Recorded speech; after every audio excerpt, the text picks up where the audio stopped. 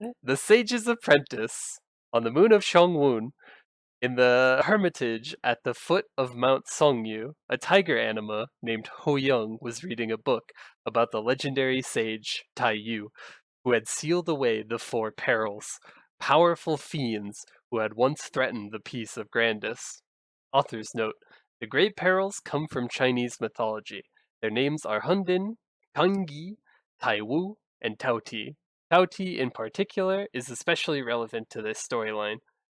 Taiyu's origins were mysterious, with some saying that he was a descendant from the heavens, while others claimed that he was a monster himself due to his inhuman strength. It was said that he could blow away a whole legion of monsters with just one swing of his fan, and that he possessed many other powers, such as shape-shifting and creating clones of himself.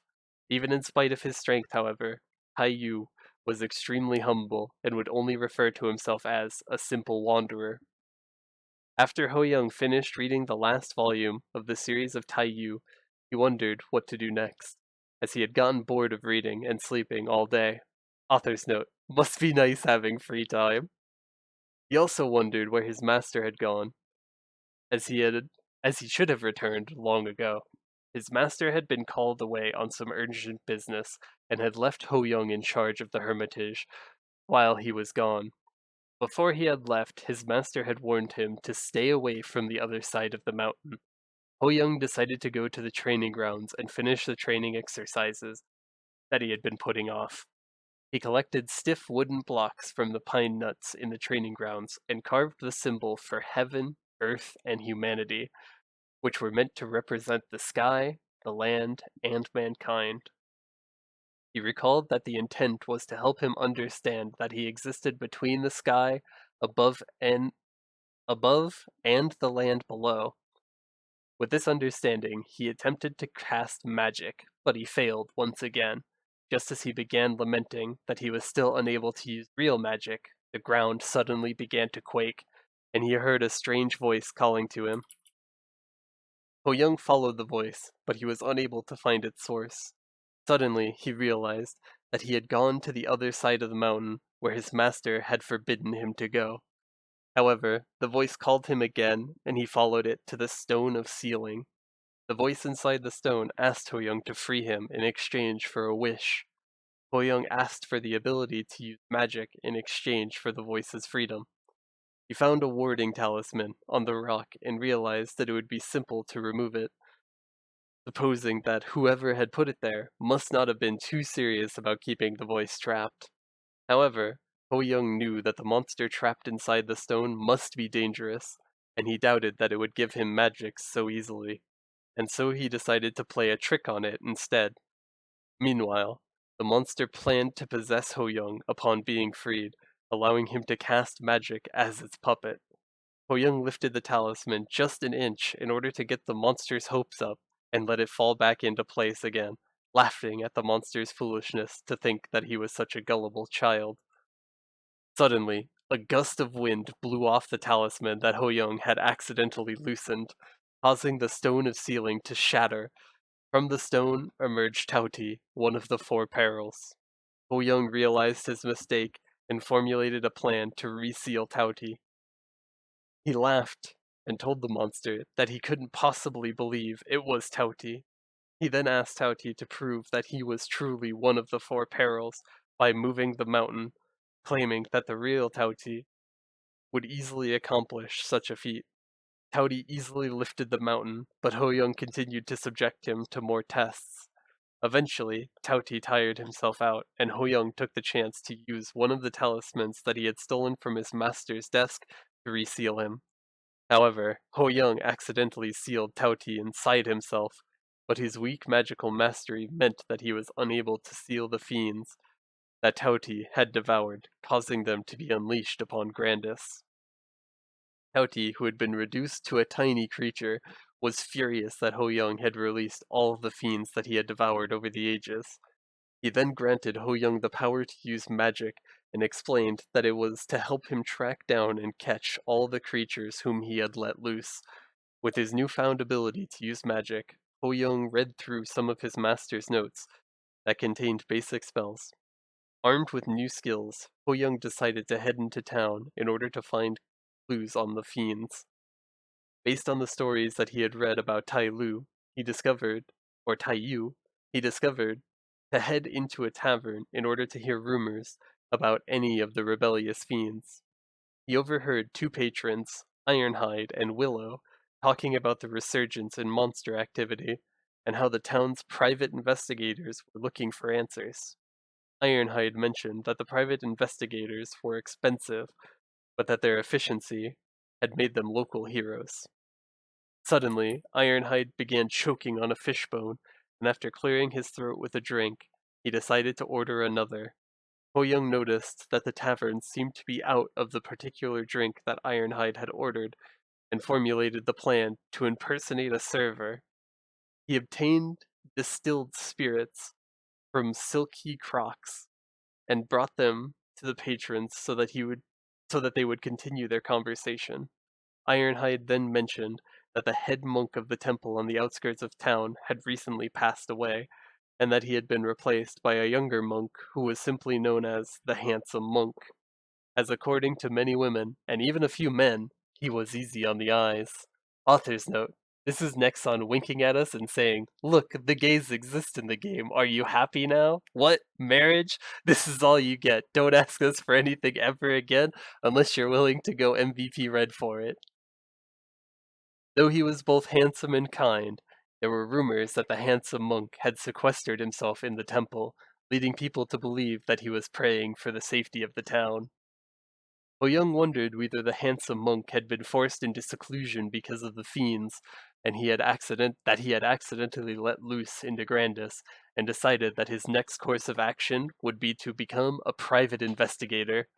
Tauti grew annoyed by Ho Young's antics, claiming that he had yet to witness Ho Young's actions matching his bravado. He explained that he had loosened the seal on Ho Young's magic enough for energy to trickle out, but he added that he wouldn't tamper with it any further, telling Ho Young that he would need to do it himself from now on. Author's note. You learn this later in the story, but Ho Young's master was the one who had placed the seal on his magic in order to ensure that Ho Young's limitless potential wouldn't grow out of control. Ho Young then went to the Information Broker Bureau, where a woman named Ka Ling greeted them. Ho Young saw that she had anima features, a blue left eye and a yellow right eye, with the right eye's sclera colored black. Author's note. The sclera is the white part of the eye. While Ka Ling appears to be an anima, Laura's storyline confirms that she isn't one. Ka Ling's color palette, mismatched eyes, and umbrella suggests that she was based on Neo from Ruby. Ho Young greeted her by calling her a girl, which annoyed Ka Ling, who snapped that she was simply short. After interviewing Ho Young, Ka Ling concluded that he was a rookie and told him that she was looking for qualified candidates. Ho Young protested that he was capable of handling a case, to which Ka Ling replied that he could pay a fee of 100 million mesos in order to expedite his application. Author's note. This is a small grievance, but I wish that Grandis had its own separate currency from Mesa or from Maple World. While it would be impractical to implement in the game, it doesn't make sense for them to have coincidentally named their currency Meso, and I doubt that they would have just adopted Maple World's unit of currency after such a short time. Ho Young attempted to negotiate by asking her to assign him cases with the commission being put towards the expedited fee, but Ka Ling denied him, explaining that it would be against the rules.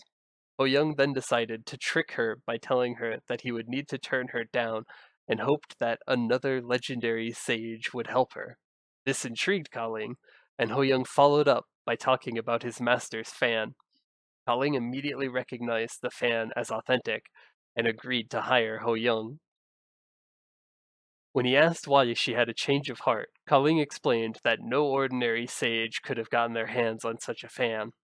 However, she told him that she would still charge him the expedite fee, and told him that he could pay it down on his own time. For his first mission, Ka Ling assigned him to help another private investigator named Farisi. Parisi immediately recognized him as a fellow anima and told him that since he had been living in the mountains, he likely didn't know where the anima stood in the world at large.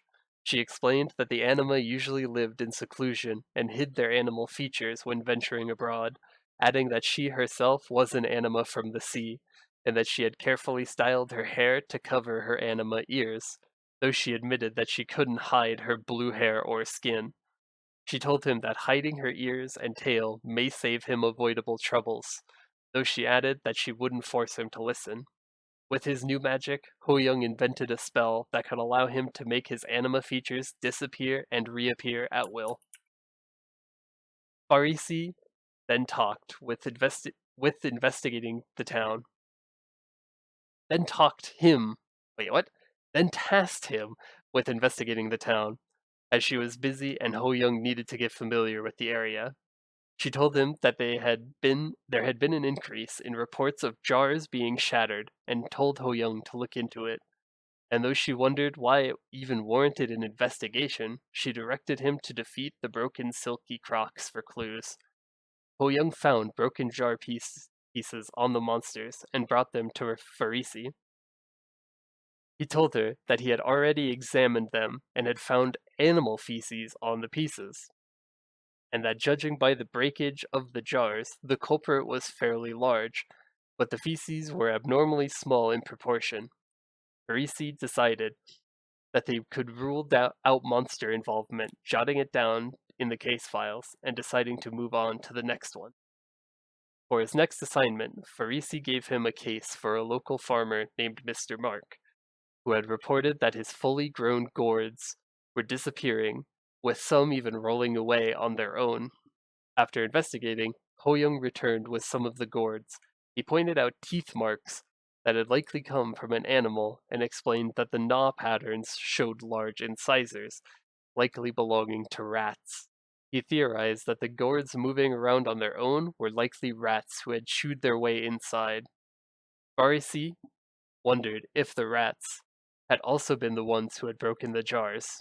Ho Young believed that it warranted further investigation, to which Farisi told him that she had run across something similar in one of her previous cases, though she couldn't remember what it was. She then decided to take him out for lunch, though Ho Young protested that she shouldn't be hungry when he had been the one doing most of the work. Over the next several months, Ho Young continued to work with Farisi on small-time cases. During one of their lunches, Farisi asked him why he had decided to become an investigator. Ho Young told her that he had always aspired to become like the sages in his stories, who traveled the world and helped people. Farisi replied that she had once felt the same way. Ho Young asked her what had changed, but Farisi replied that she would tell him some other time. Author's note.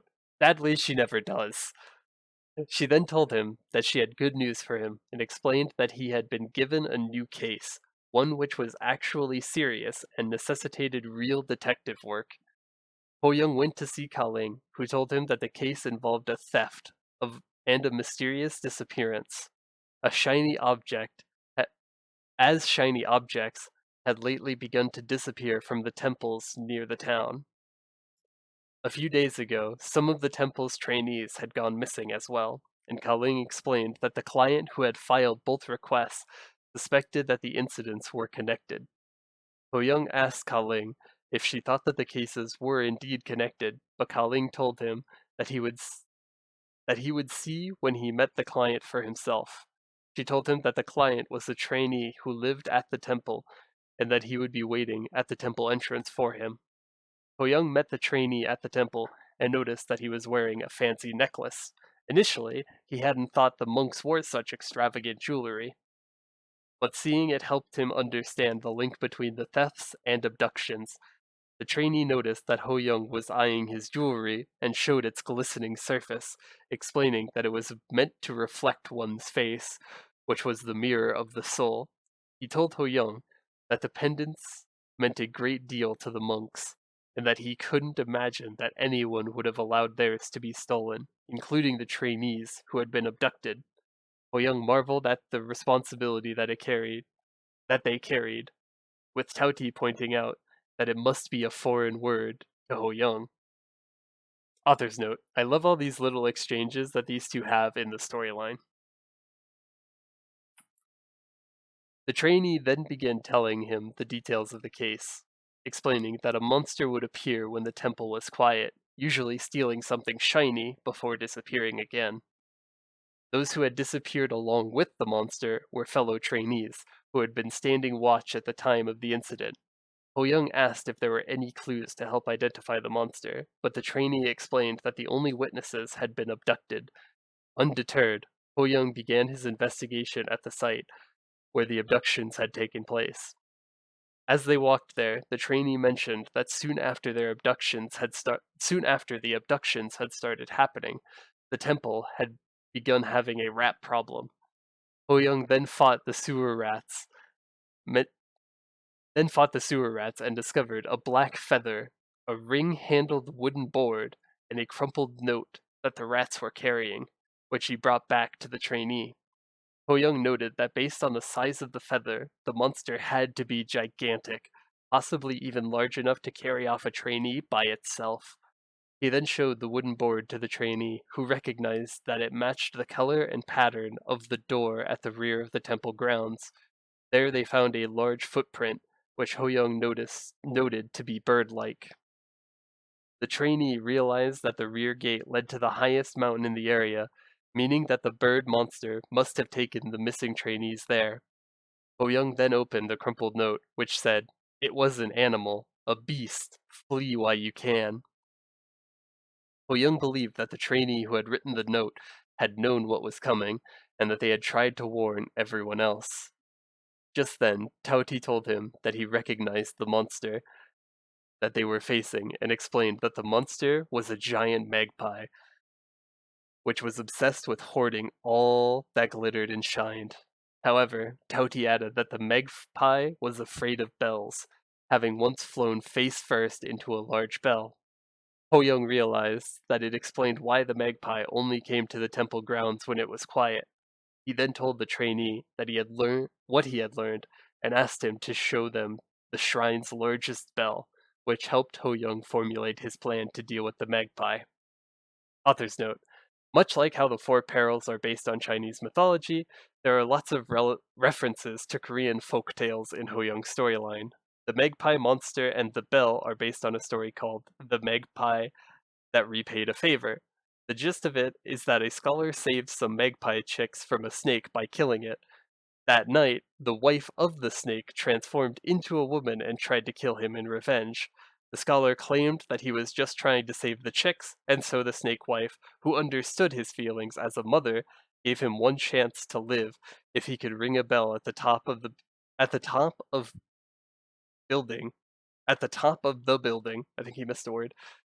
The scholar was unable to reach the bell, and just as the snake wife was about to kill him, the bell started ringing.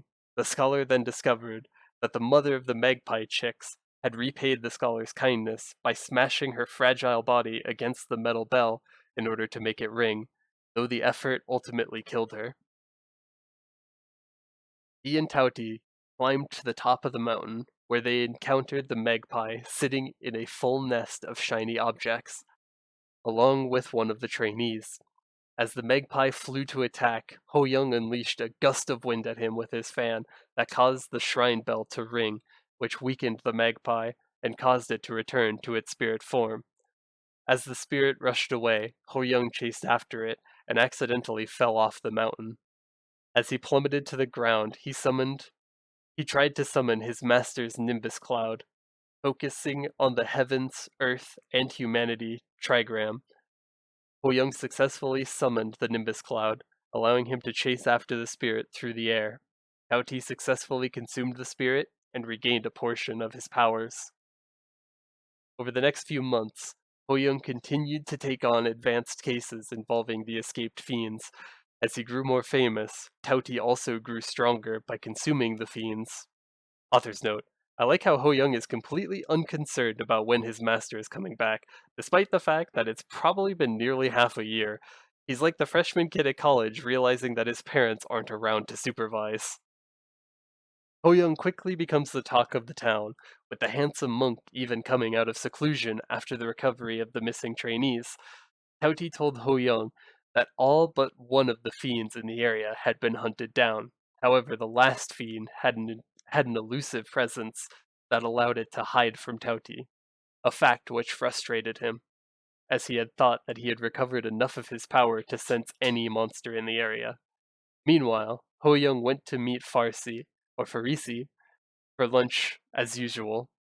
Farisi told Ho Young that she was planning to retire after her current job, as she wanted to think about her future plans.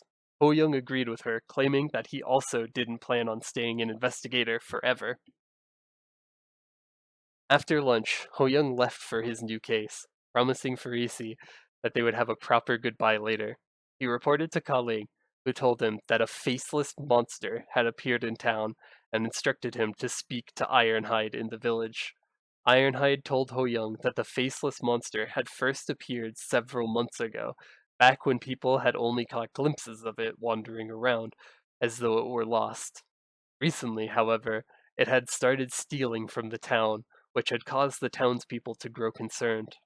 Ironhide was worried that since the monsters had stolen from his neighbor the night before, it would likely target his house next. Oyoung decided to set a trap for the monster by collecting gourd vines from the chunky striped gourd monsters.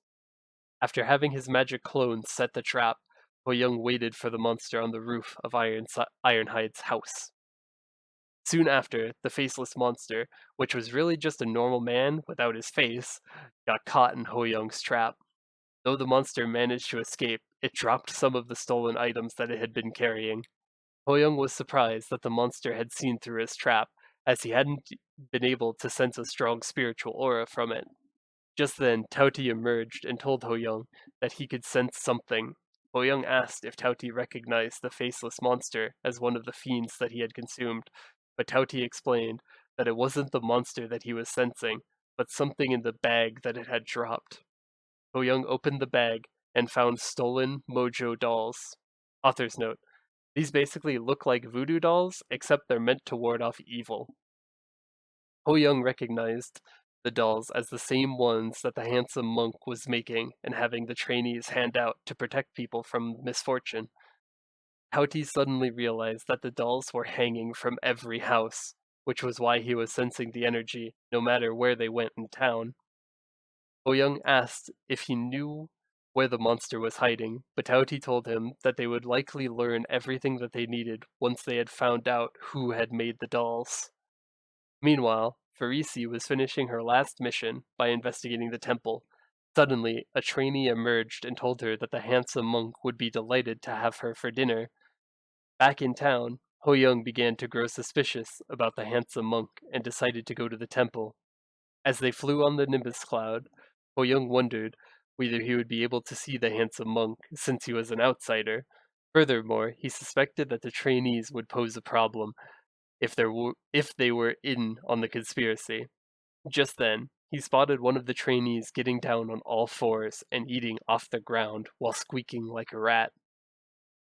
Ho Young infiltrated the temple, where he discovered rats all over the place. He asked Tauti whether the last fiend was a rat, but Tauti explained that he wouldn't eat a rodent monster, as such lowly cuisine was beneath him. Author's note: yeah, Ho Young, don't you know that Tauti only eats fiends with at least 3 Tang Yun stars?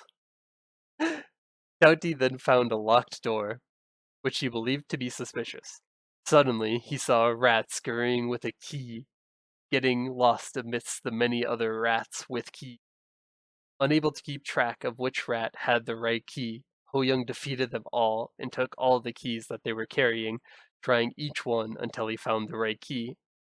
Inside, he found the trainees tied up and asked them what had happened. One of the trainees, the same one whom Ho Young had encountered on his first mission, explained that the rats had captured them. He told Ho Young that the trainees whom he had rescued from the Magpie monster were rats who had shapeshifted themselves to look like monks, and that the rats had locked them up in the storage room. He then explained that even though he had managed to evade the Magpie, the rats had eventually gotten him too. Each of the trainees told him that when they had regained consciousness, they had found themselves tied up in the storage room. Furthermore, they had realized that their faces had been stolen as well. However, the trainee added that it was more than just their faces. The mirror of their souls had also been stolen. He explained that the spiritual powers that they had honed through their training had also been stolen, preventing them from being able to fight back or escape. Ho Young wondered why the handsome monk hadn't done anything, as he was meant to be upstanding and powerful. The trainee then revealed that the handsome monk was the one controlling the rats, and so Ho Young decided that he would make his way into the inner sanctum and confront the handsome monk. As Ho Young made his way deeper into the sanctum, he found another locked door blocking the way. Just like before, he hunted down the rats and collected their keys in order to find the right one. Arriving at the sanctum entrance, he found two rat trainees guarding the way. Ho Young used his powers to shapeshift into a trainee in order to get past them. The trainees told him that he was late to the service and that the handsome monk regularly conducted. Suddenly, one of them realized that if he were truly a rat, he would have known about the service. Ho Young managed to talk his way out of it, tricking the rats into letting him enter. Upon arriving, however, Ho Young was dumbfounded to see the service was nothing more than a disco club. Ho Young then saw the handsome monk, who Tauti explained was a master rat or a monster rat, who had stolen the face of the real handsome monk. However, unlike the regular rats, the monster rat had the ability to use magic. Tauti suspected that the monster rat had been siphoning chi from those who had hung his dolls in their houses. Just then, the monster rat addressed his subjects and congratulated them on completing the first stage in their plan, which was to spread the life-siphoning dolls throughout the town. With their first objective achieved, he told them that it was time to move to the main phase of their mission. In 3 days, when the full moon would rise, the cursed power woven into the dolls would ensorcel the residents and turn them into his puppets. However, he explained that his ambitions surpassed Shongwun village, vowing that he would surge forth and cross over to the continents beyond the seas, allowing them to take over the world. Author's note: I'm not sure whether he's talking about taking over the whole moon of Shongwun or the entirety of Grandis. I would have liked to see Darmor's reaction when an army of rats would begin swarming Aberris. As the rats cheered for their master, the monster rat told them that he had brought a special guest and presented a captured Farisi. Ho Young then revealed himself to the rats and ordered the monster rat to transform back into a spirit for Tauti to consume. The monster rat was confused, but it decided to eliminate Ho Young anyways, as he had seen too much. As Ho Young rushed to attack, the monster rat trapped Ho Young inside a purple ball of magic and bounced him around the room. Realizing that he was no match for the monster rat, Ho Young used the ultimate sage skill, 36 stratagem, which was to simply run away. Back in town, whoops, back in town, Tauti grew annoyed and asked what Ho Young's plan was to deal with the monster rat. Ho Young reassured him that he was formulating a plan, though he was really just planning to leave town in order to save himself. He rationalized that if the rat's goal was to slowly leech the villagers' life force, nothing bad would happen to them, or Farisi, right away, and that the other private investigators could deal with it instead. He told himself that he had never signed up to put his life on the line for the town when he had started, though his heart still felt heavy with guilt nevertheless. He went to order lunch, but he found that he had no appetite. He then asked Tauti if he would be alright with hunting down the other fiends in the countryside and then coming back to Chongwun village later. Tauti told him that he didn't mind in the order in which he devoured the fiends, so long as he got them all. But he was surprised Ho Young cared about what he thought. Ho Young then told Tauti to forget about it, after which he, he thought to himself that he knew that monster hunting would eventually bring him face to face with genuine danger, but even in spite of that, he wasn't sure of what to do. Tauti silently wondered whether Ho Young was afraid of his foe, or whether it was fear of his own weakness. Ho Young then told Doughty that it was time to execute his plan, as he headed to the Information Brokers Bureau in order to give an update on the Handsome Monk case. He encountered a group of thugs beating up a poor beggar. As he approached them to put a stop to it, Doughty grew annoyed at Ho Young getting sidetracked. Ho Young himself wondered why he had always felt the need to leap into such situations, even when they didn't concern him. Nevertheless, he defeated the thugs and forced them to retreat. As the beggar had fallen into a stupor, Ho Young went to get mineral water from the jar and stagnant water monsters. As he gave the water to the beggar, he was shocked to see that it was actually the faceless monster, who thanked Ho Young and called him a great sage. The faceless monster began to explain what had happened to him. His troubles had begun months ago, several days before a day of ill omen, when the earth had pitched and heaved, and the waters had surged. Against his master's instructions, he had thrown his nail clippings out, as he had seen no harm in it. He explained that their town had a legend that the king of rats lurked in the shadows, waiting to eat nail clippings. Once it had done so, the one who had thrown them out would lose their face, and the monster rat would walk amongst the people, wearing the stolen face as his own. He revealed that he was the true handsome monk, but as he had lost his face and powers, he had became a wanderer in a beggar's guise. Before becoming a beggar, however, he had hidden himself in the temple storeroom for several days after having lost his face, which was when he had recalled his master's wisdom on the monster rat. Should one make it regurgitate the nail clippings that it had eaten, one could reclaim their faces. The handsome monk explained that he confronted the monster rat, though it had become too strong for him to fight against. Realizing that it was because of the mojo dolls, the handsome monk had tried to get rid of them, which was why the townspeople had reported him to the bureau as a thief. Author's note: the story of the monster rat is also based on a Korean folktale called The Rat Transformed into a Man.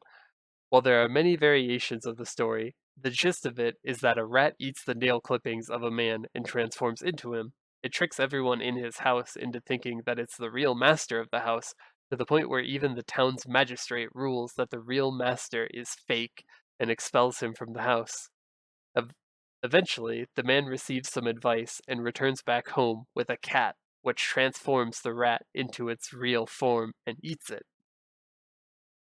Just then, Tauti spoke up to Ho Young and explained that the monster rat posed little significance under ordinary circumstances. Even if the handsome monk had lost most of his powers, he still would have been able to handle it on his own.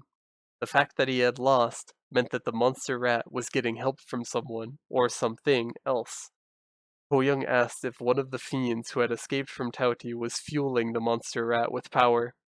Tauti told Ho Young about the flea monster, which could split into multiples of itself, draining other creatures' life forces and sharing the energy with its host. The handsome monk then asked if Ho Young would help him defeat the monster rat, but Ho Young told him that he still hadn't decided whether he was willing to put his life on the line. He then decided to play a game with the handsome monk in order to let fate decide his course of action. Ho Young picked up a stone and shifted it around between his hands, telling the monk telling the handsome monk to pick which hand held the stone. The handsome monk picked left hand, which held nothing.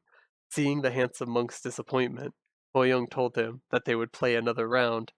After 29 rounds, the handsome monk finally won. Ho Young realized that he had let the handsome monk win, because if he were to simply left without looking back, his conscience would have been heavy forever. After formulating their plan, Ho Young and the handsome monk went their separate ways in order to take their positions. At the temple entrance, Ho Young and Tauti found a thick purple miasma hanging in the air. Ho Young forced his way into the temple and defeated the rats that attacked him inside the sanctum. He confronted the monster rat, who explained that once the full moon had fully risen, Ho Young and everyone else in the town would fall under the thrall of the rats. Ho Young and the monster rat then engaged in battle. As the monster rat gained the upper hand, Ho Young begged for mercy. The monster rat laughed and told him that it was too late for mercy, but as it launched its attack, Ho Young revealed himself to be a clone, with his real self attacking from behind.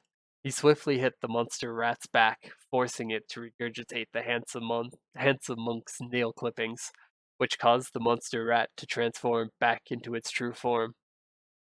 Meanwhile, in town, the investigators of the Bureau were fighting off the villagers who had transformed into rats, with the thick purple miasma covering the entirety of the town. Suddenly, the handsome monk appeared, and with his face and powers restored, he cast a spell to turn the rats back into people. On top of the Bureau's roof, Collings surveyed the battle and spoke to herself that it had been a bold move on Ho Young's part to hire every private investigator in the Bureau, though she hoped that he wouldn't complain about the bill. In the temple, the monster rat lamented that its handsome form had been taken away. Without its stolen powers, Ho Young easily managed to defeat it. The monster rat claimed that it would one day succeed in conquering the world, but Ho Young replied that even if it were to conquer the town, the moon, or even the whole grandest system, none of it would bring it peace. As the monster rat rushed to attack, Ho Young's counterattack successfully pried the flea monster off the monster rat, transforming it back into a regular sewer rat. The flea monster then turned into a spirit, which Tauti immediately consumed. A few days later, the town gradually fell back into quiet peace. Ho Young, disguised as a trainee, was disappointed to overhear that the villagers believed that the handsome monk had solved everything himself. Tauti asked Ho Young why he didn't simply publish his own account of what had happened. Ho Young told him that it ultimately didn't matter, as even Tai Yu would occasionally work behind the scenes. He laughed to himself, wondering if he had finally earned the chance to use Tai Yu's catchphrase, "I am but a simple wanderer." He then told Tauti that he had been eavesdropping at the tavern in order to pick up more leads, but it seemed as though there were no more fiends in town. He realized that he would likely need to venture outside Chongwon village, or valley, in order to find the other fiends, but he decided that he would first start learning new spells. Tauti pointed out that he would need to return to the hermitage, unless he planned on creating new spells himself. However, Ho Young showed him a spell book, which he had stolen from his master, which he then read through in order to learn more advanced spells. Author's note: after you solve the case, you can visit Willow, one of the bar patrons, and a wandering poet, who can impart Grandis's foreshadowings. True to their name, the foreshadowings are Easter eggs that hint at characters whom we'll meet in the future, and whom Willow has encountered on her journeys. The first foreshadowing is called "An Anima I Encountered." It's generally understood that the anima aren't fond of fighting, but I did encounter a noble exception, an anima performing as a gladiator in a coliseum. Their skills in taunting their opponents and making a fool of them showed that not only were they a skilled combatant, they actually enjoyed it. Of course, they were concealing their features, so I couldn't tell which animal they took their lineage from, but there was no mistaking their wild movements.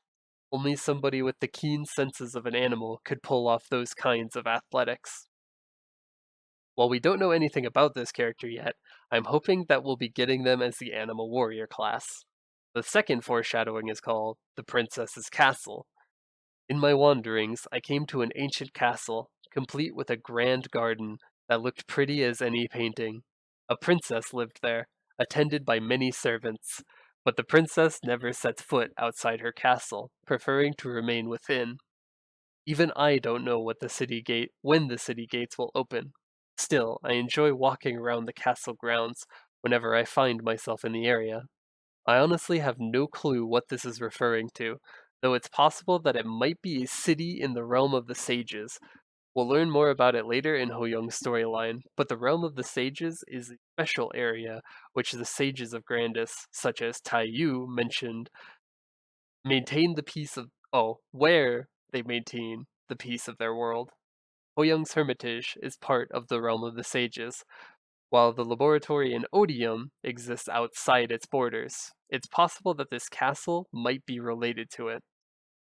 A third foreshadowing is called a mechanical body. In certain places, technology has advanced far enough that people can replace parts of their bodies with synthetic parts.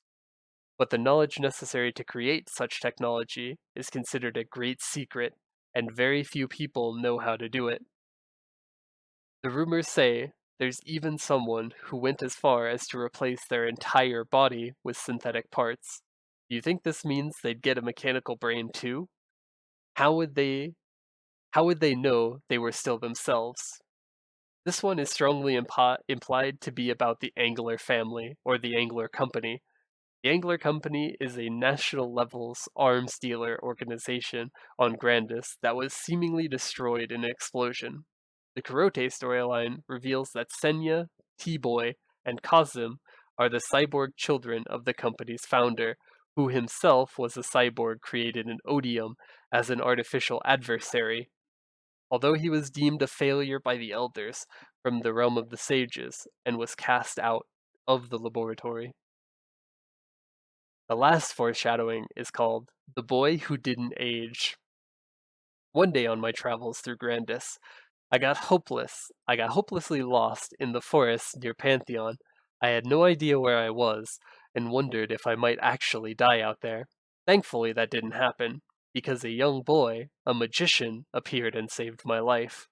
He might have grumbled a bit, sure, but he did heal me. As soon as I had recovered, he used his magic to send me away. I never got to ask his name, and I don't know that I could find that particular area in the forest again, even if I tried. The boy is strongly implied to be Melange, an extremely powerful magician who was sent by Darmor to infiltrate the Arcane River expedition and spy on the adversary and the Alliance during the events of Esfera and Tenebris. Armed with new powers, Ho Young decided to make a final round around the town in order to pick up leads before heading out, which would give him a chance to say goodbye. He first went to the Information Broker Bureau in order to find Farisi, to whom he apologized for leaving her behind the first time when he had encountered the Master Rat, the Monster Rat. Farisi accepted his apology, explaining that it had been a clever plan to pretend to flee and return when the Monster Rat least expected it. Ho Young admitted that he had fled for real, surprising Farisi, who realized that Ho Young really had planned on leaving her behind. However, she quickly forgave him and explained that she had been rescued by the other investigators whom she had heard had all been hired by Ho Young, and so she told him that even if it had been indirectly, it was thanks to him that she had been saved. Ho Young then told her about his encounter with the real handsome monk and their plan to defeat the monster rat. He also told her that he was planning to leave town and then asked Farisi what her plan was once she stopped being an investigator. She told him that she was planning to go back to the sea, just as she had told him before, though she admitted that her dreams had fallen by the wayside long ago. At Ho Young's sad face, she told him that just because a dream had fallen by the wayside, it didn't mean that one couldn't find it again. She explained that she was returning to the sea in order to pick up her old dreams, or perhaps to find even newer ones. Ho Young told her that he would miss their lunches together, but Farisi pointed out that he was leaving as well. Ho Young realized that they both were packing up and moving on with their lives, but he hoped that they would meet again one day. He told her that even if they didn't run into each other, they could leave letters with the tavern keeper in order to tell each other how they were doing. Author's note: Kinesis really needs to introduce cell phones to to this deprived world. It always seems strange to me that there aren't better forms of communication in worlds that have magic. Granted, it seems like Maple World had a huge industrial revolution after the White Mage left the foundations of alchemy in Megatia, but it still seems like most of Maple World's forms of communication are still by letter, even after they develop hologram technology. Brandis seems to have hologram technology as well, with the concept of holograms in the game first being introduced in Kaiser and Angelic Buster's storyline, which makes me wonder whether Maple World got their hologram tech from the Novas. I feel like Grandis being more technologically advanced ought to mean that communication should be easier there, but at the same time, Grandis is under a dictatorship, and so communication might be pretty hard to do, especially in poorer regions. Plus, given that the animas are meant to be in hiding, it makes sense why Farisi might try to stay under the radar and not carry technology that would let the High Flora track her down. After saying their goodbyes, Ho Young went to see Ka Ling, though he was less than enthusiastic about the debt that he still owed her. Ka Ling calculated Ho Young's final bill to be a figure that nearly bowled him over. He realized that it was almost as much as he had to his name, but he knew that there was no way that he could talk his way out of it. After paying her with nearly everything that he had, Ka Ling confirmed that his account was clear. She then amusedly revealed that the private investigators who had taken action on their own, even if he hadn't hired them. At Ho Young's surprised face, Kaling laughed and explained that it was part of the private investigator's code to defend the town in time of crises. Ho Young put up his bravado act and told her that it had been a preventative measure to ensure that all his bases had been covered. He then gave her the rest of his money and asked to buy whatever information about the outside world that he could with the amount that he had. Haling then pulled out several scrolls and presented them to Ho Young. The first scroll was a guide to Grandis, which explained the three major races of Grandis: the Flora, the Anima, and the Nova, with the Flora being the most populous race. It also detailed the three Transcendents: Jaren Darmor, Chronica, and Aona. Finally, it detailed Chronica's whereabouts to be in the Chronica Sanctuary, where Darmor had imprisoned them and stolen their power, and also offered no information on Aona's status or whereabouts.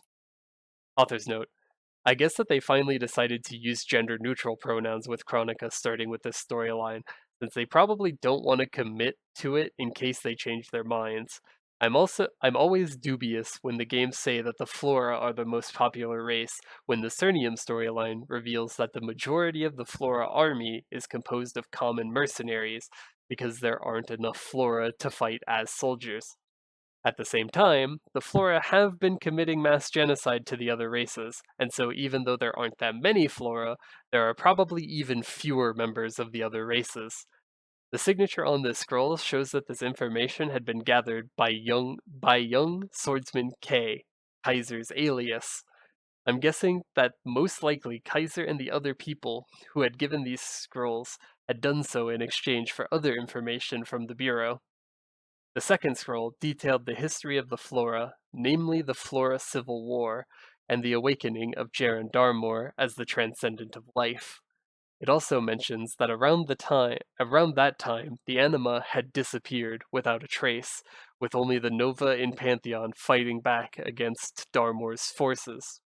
Author's note: this was gathered by Curious Girl AB, Angelic Buster's alias. Ho Young calls Darmor a huge tool when he reads this scroll. The third scroll was information about the interdimensional portal, namely its creation and the fact that several existed in Grandis, with the most well known being in Pantheon's Great Temple, which connected to Maple World. Author's note: this was gathered by anonymous young man A, Ark's alias. Ho Young speculates that his master has gone to Maple World. The fourth and final scroll detailed Maple World, namely that one could get to Pantheon from Savage Terminal in order to access the interdimensional portal, and mentioned that rumors that the Black Mage might soon escape from his seal. Author's note: this was gathered by Brawler C, Cadena's alias. Based on the scrolls, Ho Young realized that he needed to first make it Savage Terminal in order to reach the interdimensional portal. Kaling told him that the Maple World was far away, but wished him luck on his journey, promising that she would see him again. As Ho Young left to see the handsome monk, Kaling spoke to herself that once she had her eye on something, she never let it out of her sight, no matter where it went. At the temple entrance, Ho Young greeted the handsome monk and jokingly asked if he was really a rat. The handsome monk stammered that he was exercising great caution in disposing of his nail clippings, but Ho Young laughed and told him that he had only been teasing. He then explained that he wanted to say goodbye and to thank him for his help. The handsome monk replied that it was he who was in Ho Young's debt, and that he prayed for Ho Young's well-being on his path.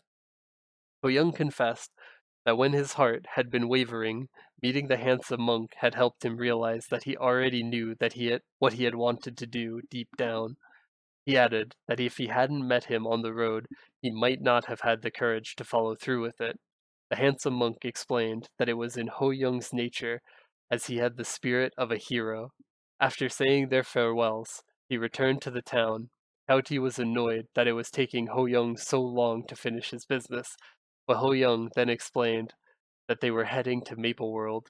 When Tauti asked why Ho Young thought that the escaped fiends would be there, Ho Young jokingly replied that it was Tauti's job to find them. Ho Young then found Sosuri, who was capable of crossing great distances in the blink of an eye. With Sosuri's help, they crossed over to Savage Terminal, from which they took the portal to Pantheon. At the Great Temple, Ho Young encountered Fennel, who recognized Ho Young as an anima. She told him that there had been an increase in the number of heroes who had come to the interdimensional portal for training, but Ho Young was the first anima who had ever visited them.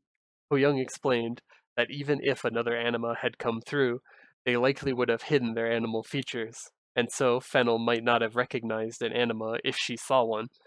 He then asked her what he had to do in order to cross over to Maple World, to which Fennel told him that she wanted to look into his soul in order to see if he aligned with good or evil. She sensed that Ho Young didn't differentiate between good and evil in the methods that he used to accomplish his goals, though his will itself cherished that which was good. Author's note: I wonder if she also sensed Taoti's spirit inside Ho Young. Given that Taoti also goes through a moral transformation in this storyline, maybe she sensed that Taoti was also good at heart. She then explained that Athena Pierce was the de facto representative of Maple World's explorers, and offered to let her know of his arrival in advance. After she contacted Athena Pierce, Fennel activated the portal and allowed Ho Young to pass through. Ho Young and Taoti were surprised by how quiet and peaceful Maple World seemed in comparison to Grandis. Ho Young told Taoti to remain on the lookout for any of the fiends who had escaped. He then went to Hennesis in order to meet Athena Pierce. At the Bowman Instructional School, Athena greeted Ho Young and explained that starting out on his adventuring career required building relationships. She then suggested that Ho Young help out some of the locals. Ho Young noted that it seemed peaceful in Hennesis, and that he was surprised that people needed help there. Athena explained that even though Hennesis was a quiet town, Maple World itself was a vast place, and there was more trouble lurking out there beneath its idyllic exterior than Ho Young would first suspect. She then gave Ho Young several case files and told him that he could choose any of them to help out with. Author's note: these 4 cases are for the 4 theme dungeons that you can complete between levels 30 and 60. Just like the other classes, I'll be treating these as non-canon in regards to completing them, and only detailing the parts that are relevant to the storyline. Soon after, Taoti sensed a fiend at the LNL Fairy Academy. After forcing the fiend out of the Mole King, Taoti swallowed it. He explained that it was an ant monster, which used to dig tunnels deep in the earth and stir up troubles. He noted that it was interesting that it would possess a mole monster. Ho Young asked if it meant that Taoti always ate troublemaker spirits. But Taoti explained that sometimes he devoured gentle spirits, or even spirits that Ho Young might consider cute. Soon after, Taoti sensed another fiend in the swamp region and directed Ho Young there. Ho Young was surprised to find a portal, which Taoti explained had been created by a fiend distorting the surrounding space, as it had gained much more of its old strength. Inside the space, they found the crocodile bird monster. After Taoti swallowed it, Ho Young asked him how many fiends Taoti had consumed. Taoti told him that he had consumed well over 1,000, meaning that Ho Young had much more work to look forward to. Sometime later, Ho Young felt that it was time to add new spells to his arsenal. Tauti suggested that he look at one of the spell books that he had stolen from his master's library. However, Ho Young explained that the spell book which he had used last time was the last volume that he had brought with him, meaning that he would need to use the Nimbus Cloud in order to return to the Hermitage. They returned to Chongwon, where Ho Young spent hours circling Mount Songyu. He wondered whether the Hermitage had sunk into the ground or if his master had returned and erased the old path. Author's note: you learn this later, but the Hermitage actually exists in the realm of the sages. Once you leave, the only way you can re-enter it is through invitation if you're not one of the true sages. Ho Young then had the idea of entering the Hermitage through his dreams and reading the spellbook that he needed. He then fell asleep with all his memories of life at the Hermitage swirling in his head. As he dreamed, he felt the scenery of the Hermitage unfold around him. He felt that it was too vivid to be a dream, as though he was really at the Hermitage. After finding the spellbook, he read through it and awoke, recollecting all of the spells that he had read. Tauti then gave him a rare compliment for his unorthodox solution. Sometime after learning the new spells, Tauti found traces of another fiend in the Ant Tunnel Square in Sleepywood. They found the talisman monster possessing a zombie mushroom, and Tauti explained that the fiend only appeared in dark places. Tauti Ho Young then had the idea of lighting the cave in order to weaken it. After lighting candles around the area, Ho Young was able to defeat the fiend, allowing Tauti to consume its spirit.